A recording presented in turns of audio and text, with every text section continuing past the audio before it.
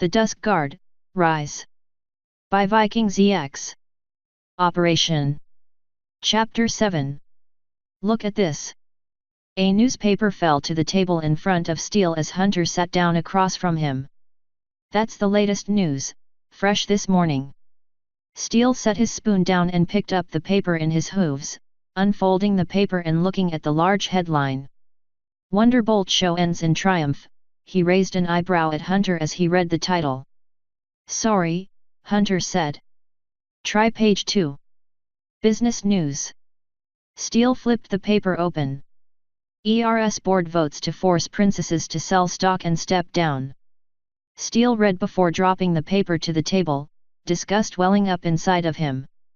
Tartarus. My thoughts exactly, Hunter said, taking the paper back. Apparently they voted late last night, and the last two holdouts caved. They're meeting here in Canterlot tomorrow to finalize the sale of the stock. That's not going to make the princesses happy, Steele said, looking back down at his breakfast. The thick bowl of cereal didn't have the same appeal now, his appetite already vanished in an uneasily familiar pit that he hadn't felt in years. Let me guess, Golden Spike is getting the first shot at the stock. Hunter nodded. Right as rain. That stallion's set himself up pretty good. They've got an interview with him on page 4 I think, the Pegasus said, shaking his head. He makes all these big statements about the future of the railroad, the end of waste and all that. Talks up his business ventures in the Badlands as well, guess he's got some massive capital tied up down there. Does he mention the rail to nowhere? Steele asked. Yeah, he does, Hunter said with a nod. As one of the first mistakes that needs to be cut. Wonderful, Steele said, letting his shoulders slump. The princesses are going to be thrilled about this. He pulled the paper back across and flipped through the rest of the paper, searching for any good news. Finally he tossed the paper back in disgust. Well, this puts your theory back on top, he said, taking a bite of his breakfast. Yep, there was no mistaking it, that old pit was back in his stomach. It was a bit like the emptiness, although that had been muffled since his talk with Cappy. This feeling though, it was worse by far. I'd better go speak with the princesses about this, he said, pushing his seat back and climbing to his hooves. How long did Skybolt say she'd need until we got the armor and the airship up and running? She said we'd have the armor by tomorrow morning, the airship the day after that, Hunter said, looking at him strangely. Why? Give her whatever she needs to get that armor and the airship finished and ready by tomorrow morning. Magic, spells, sugar, whatever, he said, giving Hunter a serious look. Something in my gut says we're going to need it. He turned and trotted out of the mess hall, mind ablaze with activity. He was an old pony, although his body didn't look it. He'd been a bodyguard for 30 years, seen things most ponies had only ever heard of. He'd been to the Zebra Nations, the Far East, become a legendary figure in the Griffin Kingdom, the only pony to ever earn the title of Bicaclaren USTA. Steele had done a lot in his life that most ponies would never dream of. But the one thing he'd learned that was most important above all was to trust his instincts. And right now, they were telling him that something was wrong. Very wrong. Asterisk asterisk asterisk. Right this way, sir, the guard said, motioning for Steele to follow. He complied, following along although he already knew the way to Princess Luna's private study. The pit in his stomach wasn't enough to make him want to break into a run. Yet. He followed the night guard through the castle's hallways, occasionally peering up at paintings or tapestries or even one of the occasional stained glass windows so commonly used to show great moments from Equestria's history. A few of them looked old, although he couldn't recall seeing them before. Perhaps they rotated them on occasion? This way, the guard said, motioning him up a familiar set of stairs and into the Princess of the Night's personal tower. Almost immediately the colors changed, switching from the familiar red, white, and gold colors of the palace proper to shades of silver, blue, and purple more befitting the colors of Princess Luna. The carpet under hoof became thick and soft, muffling their hoof steps. Idly, Steele wondered how much of the wing's design was Princess Luna's choice and how much of it was her own personal input compared to how much of it was the palace stewards making a choice for her. Before long they had reached the entrance to the princess's personal study. As usual, 2 of Luna's personal detachment of night guard were stationed outside, watching Steele as he approached through slitted eyes. He didn't recognize the pair tonight. They weren't the same pair he'd seen on other occasions. The night guard was a little secretive about the details of Luna's personal guard. No Ponei but Luna and the captain of the night guard herself, in addition to the members of the personal guard, knew exactly how many of them there were.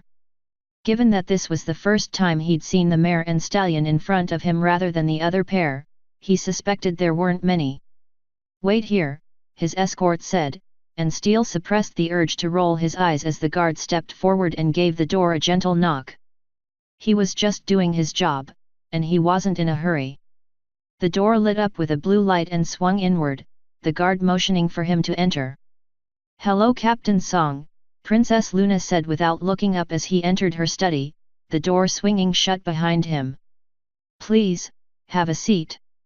He did as she indicated, sitting down in one of the few chairs sitting in front of her desk. The study had changed little from the last time he had been there. A different painting sat in the easel, this one so early in its development that he still wasn't sure what it was supposed to be of. A few of the paintings around the room had changed as well, including a new, prominently displayed painting of what looked like some sort of crystal spire with colors flowing from its tip, almost as if it was being lit by the aurora borealis. Princess Luna sat up, the papers she had been examining sliding across her desk in a blue glow and neatly filing into a drawer. "Captain Song," she said. "I was wondering if I would be seeing you before I retired for the day." Steele gave a small bow at her words. "What can I assist you with, Captain?" "Your Highness," Steele said, unsure of exactly where to begin. I saw the news this morning, about the ERS." Luna's face turned down at his words. So she already knew then. He would have been surprised if she hadn't. "Yes, I am aware of the situation," the princess said, her voice slightly more stern than it had been a moment ago. "Unfortunately, there is not much that my sister and I can do, our hooves are tied by law. The action is completely legal, and for my sister and I to do anything other than object would be an abuse of our powers, as well as go against everything we have stood for." "I understand, Your Highness," he said, avoiding her gaze. "But something about this doesn't feel right."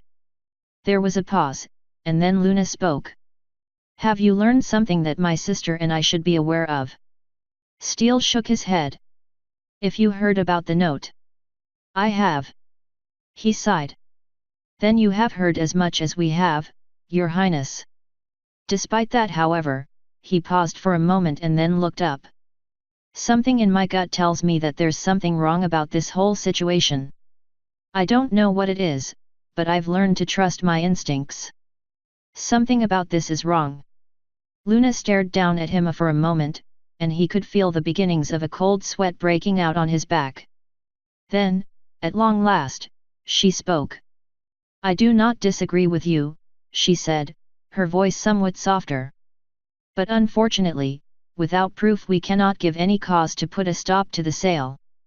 She paused for a moment. "Nor can we authorize a full investigation without proof." "You are free to investigate on your own, of course," she said, cutting him off before he could speak. "But only as agents under your own suspicions as the Dusk Guard. Were my sister and I to become involved without direct proof, it could easily be seen as either of us abusing our status, and we cannot risk that." "With your permission then," Steele said, waiting for her to nod before he continued. "I would like to request that 2 members of my guard be present at the meeting, regardless of where the location is." Princess Luna nodded. "Of course you may, it would be a small matter. Our own guard will of course also be present, so the presence of 2 more should not be seen as unusual. In full armor, ready for anything," Steele said, watching Luna's expression carefully. That last request was, he knew, pushing it. It was one thing for the royal or night guard to wander around in full armor, as theirs was mostly decorative. The Dusk guards on the other hoof. Permission denied, Luna said, her starry, ethereal mane swaying as she shook her head. Full armor would be, I'm afraid, far too much for those present. In the old days, I would have said yes, but in modern Equestria. She shook her head again. They may come either as themselves or in formal dress, but not in full armor. As much as I myself would rather that were the case, she said, her voice a bit quieter for the last part of her statement. Very well, Your Highness. Thank you, Steele said, giving another bow and beginning to rise. In that case One moment, if you please, Captain Song, Luna said, and he froze, lowering himself back onto the seat. Don't be worried, she said, giving him a smile. This isn't about the Dusk Guard. I just had a question for you. All right, Steele said, his face neutral. What can I help you with? Luna smiled again. It's nothing you can help me with, I was simply wondering if your emergency was taken care of. Steele felt his heart stop at the princess's words. The one you left to Canterville for. It went fine, Steele said, mind racing for an apology. I understand that I left without warning, and I am fully prepared. Steele. The use of his first name by the princess stopped him cold. I am not angry with you. Although, she said with a faint smile. In the future I would appreciate it if you would at least give a bit more warning to your lieutenant. Even so he started. Captain, she said, cutting him off. I am not going to reprimand you for leaving your post so suddenly. In fact, quite the opposite. She rose from her seat. Walk with me for a moment, she said, heading for one of the two doors in the back of the room. It lit up in the grip of her magic, the dark wood swinging open to reveal the balcony that he had seen when he'd first visited her study, although this time it was more brightly lit, the morning sun having already climbed high enough in the sky to dispel any shadows. Steele followed Princess Luna as she stepped out onto the wide balcony. The view from the tower was truly impressive, he could see miles upon miles of east-central Equestria rolling away in front of him.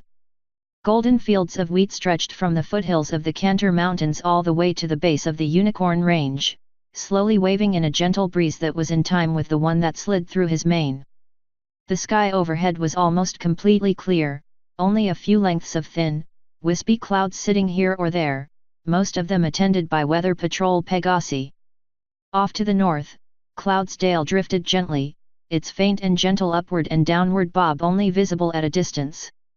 Steele, Luna said, looking out over the balcony. Do you know what all of my duties are as Princess of the Night? Aside from my handling the raising and setting of the moon. Her eyes settled on Steele and he shook his head. Most do not, Luna said, turning back to look out over Equestria. Like my sister, I manage many aspects of our fair country, some of which have been completely untouched in my absence. For example, she said, turning and looking right at him, her eyes brimming with ancient knowledge and purpose, watching over the dreams of my subjects. Steele's eyes widened. I do not intrude, Luna said, looking down at Canterlot. I merely wander the space between as ponies sleep, often doing little more than making sure that the lives of my ponies are restful and content. But occasionally, I find that there are those who are not content, those who for whatever reasons are not experiencing a night of peace and rest. Such things are natural, happening from time to time. A foal has a nightmare about something that scared them that day, a parent is worried for their daughter, or a student has fears about going to their school. But sometimes, Luna continued. Sometimes these fears persist, growing from day to day. And when that happens, when I can see their disturbance growing, then my attention is gained. I will enter their nightmares and see what gives them fear. I had no idea, Your Highness, Steele said. That sounds. He paused, struggling for a word. Incredible. Luna smiled, still staring out over Canterlot. Impossible you mean, although I assure you it is not. It is one of the reasons I chose to speak to young Nova Beam. Being so close to the castle, his own dreams were some of the first I saw each night, and I could see that while his dreams were not nightmares, they were not the dreams of some pony who was content. She smiled. I am pleased to say that his sleep for the past few nights has been much more restful. She stopped speaking, and for a moment Steele was left with his own confused thoughts. He'd never heard of any pony entering anybody else's dreams, at least not outside of ancient legends and stories he'd heard as a foal. But if any pony was going to do it, it would make sense that Luna could. But why was she telling him? Did she want him to speak to Nova about it? I'm not telling you this so that you can speak to Nova about it, if that's what you were thinking, Luna said, dispelling his theory, and once again reminding him how impressively in tune the princess was with his thoughts. But rather so you understand something. A few weeks ago, a pony in a small village not far from Canterlot began to have nightmares. A bit out of the ordinary, or so I thought, as her dreams were normally quite cheery. But as the nights passed, her dreams grew worse, to the point that sometimes she would not be asleep. Steele frowned as he listened to her words, trying to work out why she felt the need to explain. Was it something to do with the thefts? Had she found a connection? And so, Luna said. Worried, I entered her dreams. What I found there, Luna paused, and then smiled. It was unexpected. So I whispered a few words of comfort, and then left, hoping things would take the proper course. Her smile grew wider, and she turned, looking down at Steele. And then, a short time ago, the night you left for your emergency, in fact her eyes held a merry twinkle now, as if she was privy to some private joke, the nightmares stopped. Steele's brow furrowed as the princess looked at him, an expectant look on her face, and then everything she'd said clicked into place. A mare whose nightmares had begun a few weeks ago. And then had stopped the same night he'd gone and apologized to. Cappy, he asked faintly, feeling his voice waver. Princess Luna nodded, her ethereal mane blowing in the wind opposite the breeze. Captain Song, I wanted to tell you this as a friend, not as a princess. She leaned in close and his head gently pulled up until she was looking him in the eyes. All your life you have been devoted to your talent, she said, her voice soft. Serving faithfully as one of the great protectors known to pony kind. But your talent can be more than just protecting some pony from fire, storm, or some other danger. Not every pony faces the same challenges that you have. Not every pony needs a defender to hold back a raging minotaur, or to stop a griffin assassin. Sometimes the only thing they need is a pony to protect them from the emptiness a life without can bring. She stood up, removing her hoof from his chin, and walked past him, back across the small balcony that led to her study. I must retire for the day, she said, her words barely piercing the sudden hurricane of emotions roiling inside Steele's chest. Please, feel free to take your time thinking things over up here. Princess Luna. Steele called, spinning on legs that almost felt weak underneath him. His throat felt strange, almost itchy. Princess Luna stopped, turning her head back to face him. Without what? Emptiness because of a life without what? What else but the two most important things any pony can have? Luna said, smiling at him.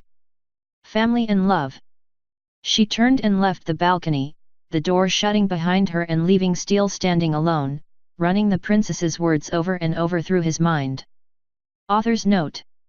Do you feel that? That last, tiny bit of calm before the storm hits? Get ready. Rainbow determined too, a storm is brewing. End author's note.